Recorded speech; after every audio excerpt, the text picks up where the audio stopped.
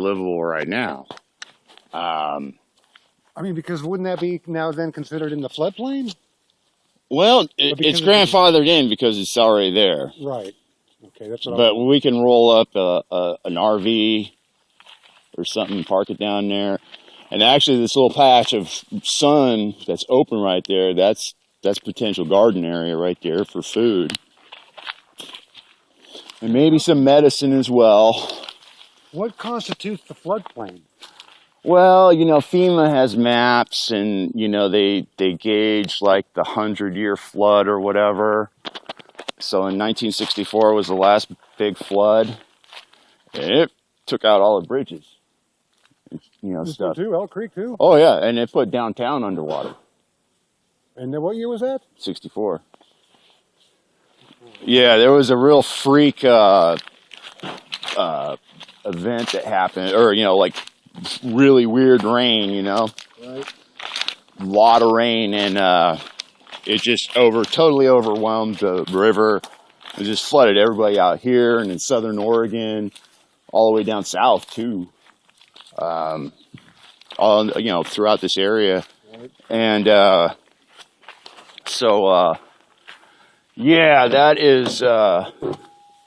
that's one concern. But like I said, it's like a 100-year event, and like I said, I'd like to build something that doesn't. I'd like to use unconventional building materials, you know, so it logs doesn't. Even? Would you Oh yeah, because there's lots of rocks, lots of logs. Like I said, tires. Most of these things are spec'd out and built with tires, which my landlord owns an old car lot, or you know, an old wrecking yard. So there's access to those resources out there. Hope to use those. Like I said, some cans, bottles, stuff like that. But cool, we got resource piles. It's like very freaking interesting, man. Very interesting. Especially that truck up there, a tractor up there. You think that comes with it? I'd hope so, because I could put it to use eventually. Probably. Wow. For $35,000, man. Jesus. Yeah, because it's an old, I don't know, it's like an old 60s freaking International. I used to drive one of those for Okie Nursery down in Sacramento. That pile that the river left there, that could be a source of income right there if there's. Well, no, that's just the hillside, you know. So who knows how many thousands of years or hundreds of years ago that happened, but yeah, you know. And then you start going up Elk Creek, you know, and all the creeks, you know. And you've got the high flood bank, and that may have been deposited there, you know, 10,000 years ago, and the river's just cut, you know, it's way down there. It's going to have to come up a lot, you know, to put that underwater again. Probably 30 or 40 feet. Yeah. But yeah, down here is where you would, like I said, the county won't even let you put it in because of the, you know, flood potential. This is a really cool place, man. It's got a nice shade tree right in front of it. Well, yeah, and this is what I envision here, dude, is that we're here. Why don't we go over here and check out the campground? Because the thing with the, you know, I want to be able to offer the best service, or the most services to most people. Right. You know?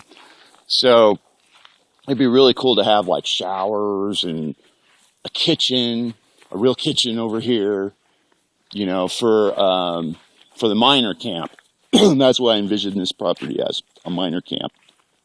So anybody that wants to, you know, participate in the mining enterprise would live here.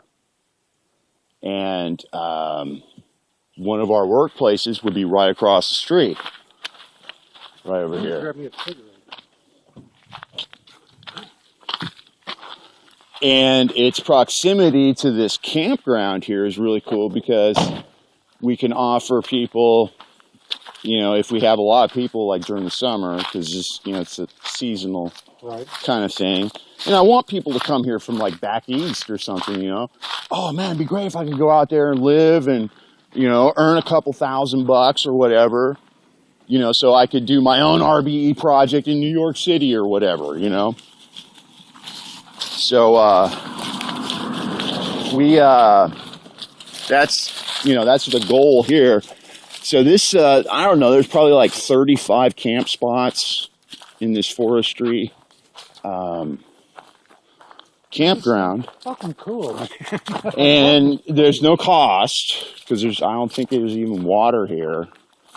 So that's one of the challenging things. Like, if there's like facilities, a toilet and water, Right. they like charge you freaking money. Oh, hell yeah, it's probably a lot. And if you just boondock out here in the, you know, forest or whatever, there's, you know, plenty of places up the creek. In fact, when I first moved here, I was squatting in the forest and I eventually got caught. 5 charges. It cost me $1,700. What can they possibly fucking charge you with? Oh, there's lots of things. Lots of things. Like what, though? I mean, Well, for me, it was residing in a national forest. that doesn't sound like an offense, but I guess it is. Possession of cannabis. Removal of government property. Polluting a stream or waterway. And destruction of a forest product. Now, removing the forest product or government product, is that like if you take a rock or you take Chop down a tree. That's what they were doing it for. Because I built a shanty structure with downed trees because there was a fire out there the year before, and I reused some of those trees to you know, give myself a better lifestyle. And then they also, because of the fire, there was this stack of lumber sitting there, and I went and reappropriated it for personal use. Yep, I'm guilty. And it provided me a dry floor during the winter, and it made my life so much easier. how So long were you able to reside up there? 6 months. That's not bad. Yeah, no, it could have been longer if I hadn't had such a big mouth. And Or did you kind of give yourself a lesson? yeah, I was telling people what I was doing. You know, I'm an honest guy. I just tell, you know, I just let it be known. I'll let my hair hang low. When I go in public, I put it on under my hat. But so yeah, here you can see cobbles, you know, of maybe previous mining activity. And down here, this is where it actually like maybe floods. This is actually a 49er Claim. here, isn't it? Right. Sure is, this whole thing. So what we could do really easily, like right here, is there's like this berm over here. It's that good red color. Yeah. It's over here somewhere. But anyway, there's, you know, this is all good potential, you know, diggings right here even. You think so? Yeah, we'd have to get underneath these cobbles. Right. But Because, you know, every place where I found gold, so far when I've been here, and right we kind of soil actually, isn't it?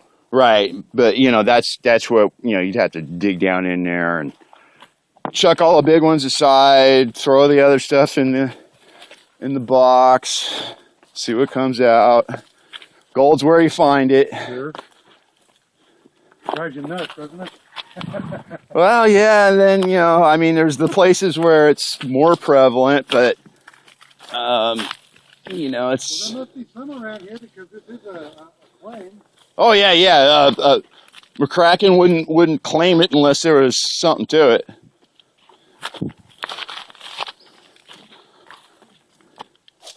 Let me ask you something. Did you Yeah, think about in this crap, did you run across very many rattlesnakes out here? I don't. Well, I see snakes, but I've never seen any rattlesnakes. But I'm usually careful. I'm usually looking where I step because that's usually what people do. They step on them. Oh yeah. you haven't. But like this is like where I was thinking, or maybe it's farther down, but it's in a bank like this, and you can just see that red flood layer where mostly or you know where the gold usually is. Mm-hmm. Yeah, see, I didn't. There's so many places I didn't check, and that's what pisses me off. Have you ever been up to that Godville mining? The Godville mining claim? Let's see. I think it's like K2. Oh, that's way up there, huh? What's that? That's way up there. Yeah, it says on the claims guide that those piles are not actually tailing piles; they're derrick piles. Oh, from a hydraulic mine? Yeah. Yeah, I'll tell you what, I've been enjoying the hell out of these berries. Oh yeah, they're great. And they're starting to come, just starting to come in. I love them.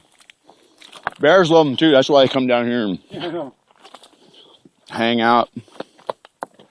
They're gonna compete with the bears. Okay, I think it's over here. Maybe I'm seeing the right color right over here. But yeah, so there's, you know, potential mining right across the street. Additional camping. Yeah, this is it right here. This stuff. You know, I might have to get my pan out. And how far away is the river? Well, the river is right over there. So that's the challenge, is getting the water over here for our wash plant, because water mitigation wouldn't be a problem, because we could probably set the plant up like right over there or whatever. Run a hose over here. I wonder why there's nobody here mining. Well, we just got these new claims downriver, and there's like a big gold rush going on downriver. Which claims are those, do you know? They're down below. I think they're between Dillon Creek and Independence, which is, I don't know, maybe about 12, 13 miles down the river. So the club has bought some new claims here recently. Oh, yeah, and up in Oregon, and last year was mostly Oregon stuff. That's where they're doing all their dredging now. Yeah, and that's primarily why they were acquired, so there would be a place for members to dredge if they so desire. But actually this year, they're doing a new this new process, which isn't suction dredging, where they're working in the waterway now again, which the tribe's kind of upset about that. But yeah, hey, but you know, this is like, you know, this would be a hot spot, like underneath some of these bigger rocks. Mm-hmm. Do you do much mining? I did last year, right on down on Elk Creek, about mile marker 3. Were you able to find some decent little deposits down there? Well, I was freaking claim jumping. I thought I was on a 49er claim. Yeah. The way it was marked on the map, and I found out that was somebody else's claim. But anyway. Yeah, I actually got my first gold out of the pan into the vial last year. Wasn't a lot, but you know, you're doing way more productive than I did, dude. So that's why I'm impressed with your abilities.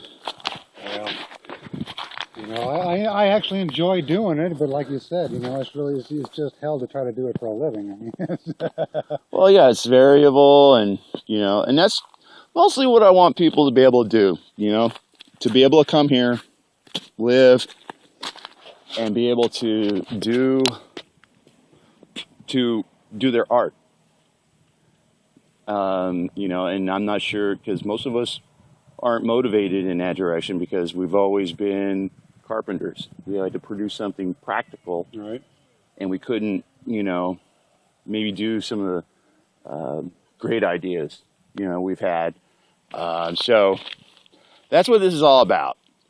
Providing you the basics of life, getting you hooked up with the resources you need to produce your art. Well, let me ask you, there's got to be something in it, an income for you to do this. So, I mean... I get satisfaction out of knowing I'm helping people. I don't need any monetary. I'm not a greedy fucker. I don't need money. Right now I am living so fat on my VA benefits that I've been able to finally establish after 5 years. It's probably like twice the money that I've lived on for the last 5 years or 4 years or whatever. So, and I've been doing this ever since last year when they upped my benefits. I've been subsidizing my friends, you know. I have a friend down in Arroyo Grande, you know, and he's been struggling to keep his family fed. And, you know, I provide them like with a cell phone, him and his wife, and I pay for that. And we also share a residence in Quartzsite. So we split the expenses on that. So it's a business interest for me because I take rocks and take them to Quartzsite, Arizona during winter and trade them. So that's the hook for it for me, is I'm going to be able to develop more value from the resources we extract or get a hold of, and I'm able to offer it to even more people. That's what's in it for me. You know, but there's people like me, and you know, this is really truly how I'm not just blowing smoke here. I would feel guilty not giving. Well, that's just not it. Paying. I know, and that's the people that we need to be working with. Well, and your production, that's why I'm saying it's totally, it's up to you. Whether you stay, where you work, what you work, it's all up to you. This is a concept that, like I was just telling the innkeeper, you know, what I'm doing. And my next project, the moving project, I'm buying a moving van, you know, and I'm going to be offering moving services for free. And she's all like, well, how are you going to get the gas? I'm all like, well, I'm certain that Angels will provide the resources I need to get the work done, especially if I'm, you know, doing it for the right. You get it known out there, you know. Oh, I need a tank of gas so we can move, you know, whoever. I'm sure it'll appear, and it won't be from my pocket. You understand what I'm saying? Yeah. Or something else that we do, you know, to make that value, right? To get that gas. So basically, I'm just providing some seed money, and I'm looking for high caliber individuals like yourself that, you know, would like to stay, who are honorable. You know, I know we intend to keep our word, but, you know, sometimes life impairs us, you know, and you know, I just want to try to provide an opportunity for people so they can just, man. Let me ask you, how soon are you looking to maybe purchase this piece of property? Like next week or something. I've yet to talk to the guy. I'm still working on my first priority right now is to get the place rented next door to me. And we can go up and take a look at that too. But that's like my primary, I don't know, focus right now or whatever. Okay. To get that, and then maybe even buy this, you know, I can probably do those concurrently. But I haven't talked to Jerry yet about the details, but it's a doable deal. Oh man, you're sitting pretty good, man. Well, and I believe in true trickle-down economics. So do I. It's the way it's supposed to be. If I build a network of people that, you know, I'm working with, and they're producing value, I'm certain that value, what goes around comes around. I believe in that. I'm not. So that's how I would get repaid. I do good things for you. Eventually, it's going to come back to me. I do bad things to you.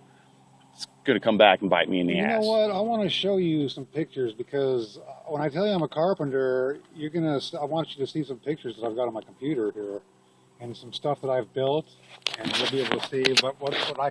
And you know, if I was to get involved with your organization, that would be a great resource, dude. And we can put you to work because I'm looking at establishing an alternative currency that is based on labor, gold and silver. So you, just by virtue of your expertise, like I said, I want to start an organization or a labor bank where, okay, you're a carpenter, okay, and we're gonna and for your level of participation, we're going to authorize you $500 in currency to start out with. And you're issuing your own currency. Okay, so like let's say, going rate is $20 an hour or whatever. But we want to actually try to base this a little bit lower, maybe like 10 or something. But anyway, so let's say that you're able to offer a service that's worth $20, $30 an hour, but people can acquire those coupons to buy your labor for only like $10. In fact, they can get them as change up here at Perry's or at the Double J, or maybe you can get them from your landlord, because they're also issuing their own currency. So it creates more liquidity within the community, and we're able to, actually, trade these. Isn't that against the law? Nope. To have Nope. come up with a different currency? Nope. Really, I thought it was. Nope. That's what they want you to think. But the alternative currencies are totally legal. It's just when you try to represent it as United States currency, which is not.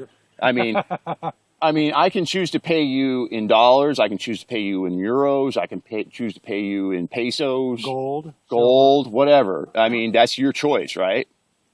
There's only a minimum wage law, right, that they say I have to, if I'm employing you, which I would not be employing you. Right. You would be a volunteer.